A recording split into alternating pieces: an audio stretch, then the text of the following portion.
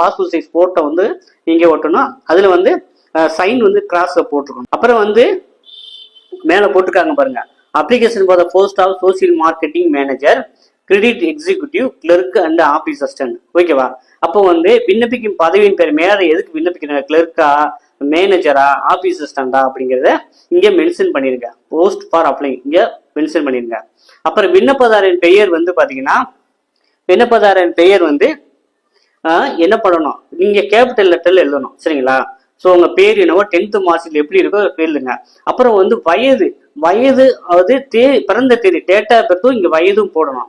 அப்புறம் வந்து age relaxation உங்களுக்கு வேணுமா வேணாமான்னு கேட்டுருங்க. வேணும்னா எஸ்ன்னு போடுங்க, லோன்னா லோன் கொடுத்துருங்க.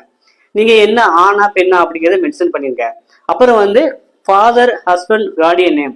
ஸோ இந்த பேர் வந்து பாத்தீங்கன்னா தந்தை பேரு, இல்லாட்டி நீங்க பெண்களாக இருந்தால் கணவர் பேர் போடுவீங்க. அதை வந்து டிக் பண்ணிட்டு அவங்களோட பேர் வந்து போட்டுருங்க. அடுத்ததை வந்து நிரந்தர முகவரி, தற்காலிக முகவரின்னு கேட்டிருக்காங்க. ஸோ நிரந்தர முகவரி எது போடுன்னா, Aadhaar card, ID proof, address ப்ரூஃப்ல என்ன இருக்கோ அதுதான் நிரந்தர முகவரி. அந்த நிரந்தர முகவரியை போட்டிருக்கேன். ஒரு சில பேர் வேலை நிமித்தம் காரணமாக வெளியூர்ல தங்கி இருக்கலாம், அங்க வந்து தங்கி இருந்து வேலை பார்க்கலாம், கொஞ்சம் அட்ரஸ் மாறி இருக்கலாம், வேற அட்ரஸ்ல இருப்பாங்க. அப்படின்னா அவங்க வந்து டெம்பரரியா இருக்கிறாங்க, அந்த அட்ரஸ் இங்கே போடணும். இல்லை ரெண்டுமே ஒண்ணுனாலும் ஒரே அட்ரஸ் 2 ஃபார்ம்லையும் ஃபில் பண்ணிருங்க. உங்களுடைய மொபைல் நம்பர், கான்டாக்ட் நம்பர், உங்களுடைய இமெயில் ஐடி.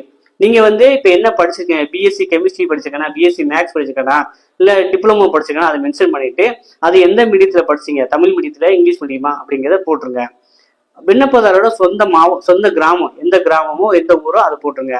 குடியுரிமை இங்க இந்தியன் போடணும். முன் அனுபவம் உள்ளதான்னு கேட்டிருக்காங்க. எஸ்ன்னா அதுக்கான சான்றிதழ் வந்து நீங்க அட்டாச் பண்ணி அனுப்புற மாதிரி இருக்கும். ஓகேவா? ஸோ இது போட்டிருக்காங்க. முன்னுரிமை கோருவோரா, அது பிரியாரிட்டி எது வேணுமானா எஸ்ன்னா எஸ்ன்னு கொடுங்க, இல்லாட்டி நோன்னு கொடுத்துருங்க.